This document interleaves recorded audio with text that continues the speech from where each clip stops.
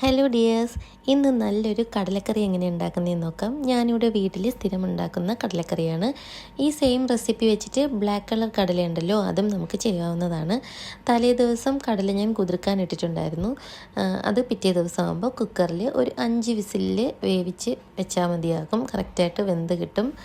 എന്നിട്ട് നമ്മൾ വേവിച്ച് വെച്ചിരിക്കുന്ന ഈ കടലയിൽ നിന്ന് കുറച്ച് മാറ്റി വെച്ചിരിക്കണം കേട്ടോ.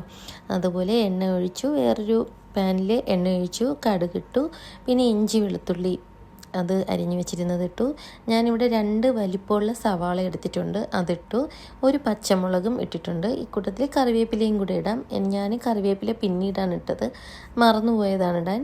കറിവേപ്പിലയും കൂടി ഇട്ടിട്ട് നന്നായിട്ട് മിക്സ് ചെയ്ത് എടുക്കാം. ഈ സവാള നന്നായിട്ട് വഴണ്ടി വരാൻ വേണ്ടിയിട്ട് ഇച്ചിരി ഉപ്പ് കൂടി ഇട്ടിട്ട് വഴറ്റിയാൽ നന്നായിട്ട് അത് വഴണ്ട് വരും.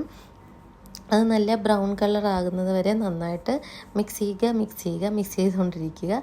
കുറച്ച് നേരം അത് നന്നായിട്ട് മിക്സ് ചെയ്യുമ്പോഴത്തേക്ക് നല്ലൊരു ഗോൾഡൻ ബ്രൗൺ കളർ പോലുള്ള ഒരു കളറിൽ വരും. അപ്പോഴത്തേക്കാണ് നമുക്ക് മസാലാസ് ഇട്ട് കൊടുക്കേണ്ടത്. സവാള നന്നായിട്ട് വഴണ്ടി വന്നിട്ടുണ്ട്. ഇനി നമുക്ക് മസാലപ്പൊടികൾ ഇട്ട് കൊടുക്കാം. 1/2 ടീസ്പൂൺ മഞ്ഞൾപ്പൊടി, 1 ടീസ്പൂൺ മുളക് പൊടി, 2 ടേബിൾ സ്പൂൺ മല്ലിപ്പൊടി, ഇത്രയുമാണ് ചേർക്കുന്നത്. ഇത്രയും ചേർക്കുമ്പോൾ തീ ലോ ഫ്ലെയിമിൽ ഇട്ടിട്ട് ചേർക്കുന്നതാണ് നല്ലത്.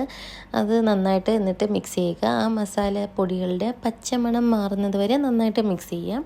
മിക്സ് ചെയ്തതിന് ശേഷം ഒരു 1/2 ടീസ്പൂൺ പെരിഞ്ജീരകപ്പൊടിയും പിന്നെ 1/2 ടീസ്പൂൺ ഗരം മസാലയും ചേർക്കാം. പെരിഞ്ജീരകപ്പൊടി എനിക്ക് ഇല്ലായിരുന്നു, തീർന്നു പോയി. അപ്പോൾ അത് ഞാൻ ചേർത്തിട്ടില്ല. ഞാൻ ഗരം മസാല മാത്രമാണ് ചേർത്തത്. പെരിഞ്ജീരകം ഉണ്ടായിരുന്നെങ്കിൽ ഞാൻ അതും ചേർക്കുമായിരുന്നു. അപ്പോൾ ഉള്ളവർ അത് ചേർക്കണം കേട്ടോ. എൻ്റെ കയ്യിൽ ഇന്ന് തീർന്നു പോയി, അത് വാങ്ങണം ഇനി. അപ്പോൾ ഉള്ളവർക്ക് അത് ചേർക്കാം. അത് ചേർത്തിട്ട് എഗെയിൻ നന്നായിട്ടൊന്ന് മിക്സ് ചെയ്യുക. എന്നിട്ട് നമ്മൾ വേവിച്ച് വെച്ചിട്ടുണ്ടായിരുന്ന കടല ഉണ്ടല്ലോ, കടല ചേർത്ത് കൊടുക്കണം. കടല കുറച്ച് മാറ്റി വെച്ചിട്ടുണ്ടായിരിക്കണം കേട്ടോ. അത് നമുക്ക് മിക്സിയിൽ അടിച്ചിട്ട് ഈ കടലയിൽ ചേർക്കാൻ വേണ്ടിയിട്ടാണ് കുറച്ച് കടല മാറ്റി വെക്കണമെന്ന് പറഞ്ഞത്. അപ്പോൾ ബാക്കി കടല ഇതിൽ ചേർത്ത് കൊടുക്കണം. എന്നിട്ട് നമ്മൾ ഈ കടല വേവിച്ച വെള്ളം തന്നെ ആവശ്യത്തിന് അതിൽ ഒഴിച്ചു കൊടുക്കണം. എന്നിട്ട് നമുക്ക് മാറ്റി വെച്ചിരുന്ന കടലയുണ്ടല്ലോ, അത് മിക്സിയിലിട്ട് നന്നായിട്ട് അടിച്ചെടുത്ത് ഇതിൽ ചേർത്ത് കൊടുക്കണം. അപ്പം കടലക്കറിക്ക് നല്ല തിക്നെസ്സും നല്ല ടേസ്റ്റും കിട്ടും. അതാണിപ്പോൾ ഞാൻ അടിച്ചെടുത്ത് ഇതിൽ മിക്സ് ചെയ്ത് കൊടുക്കുന്നത്. നല്ല ടേസ്റ്റ് കിട്ടും.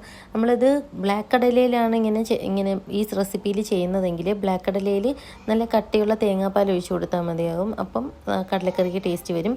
ഇതിൽ ഈ കടല ഉടച്ചെടുത്ത് ചേർത്ത് കൊടുക്കുന്നത് കൊണ്ട് തന്നെ കറിക്ക് നല്ല ടേസ്റ്റും ആയിരിക്കും. അവസാനം നന്നായിട്ട് തിളയ്ക്കണം. ഇത് തിളച്ച് നന്നായിട്ട് കുറുകി വരുമ്പോഴത്തേക്കും ഒരു ചെറിയ തക്കാളിയുടെ പകുതി ചെറുതായിട്ട് കട്ട് ചെയ്തതും കൂടെ ചേർത്ത് കൊടുക്കണം. അത് ജസ്റ്റ് ഒരു ഫ്ലേവറിന് വേണ്ടിയിട്ടാണ്. നല്ല ടേസ്റ്റ് ഉണ്ടായിരിക്കും കറിക്ക്. ആവശ്യത്തിന് ഉപ്പുണ്ടോന്നും കൂടെ ചെക്ക് ചെയ്ത് നോക്കിയിട്ട് ഉപ്പ് ആവശ്യാനുസരണം ഇട്ട് കൊടുക്കണം. അപ്പോൾ ഇത്രയേ ഉള്ളൂ കടലക്കറിയുടെ റെസിപ്പി. എല്ലാവർക്കും ഇഷ്ടമായെന്ന് വിചാരിക്കുന്നു. ഇഷ്ടമായെങ്കിൽ ലൈക്ക് ചെയ്യണം, സബ്സ്ക്രൈബ് ചെയ്യണം, കമൻറ്റ് ചെയ്യണം. അപ്പോൾ താങ്ക് യു. ടാറ്റാ.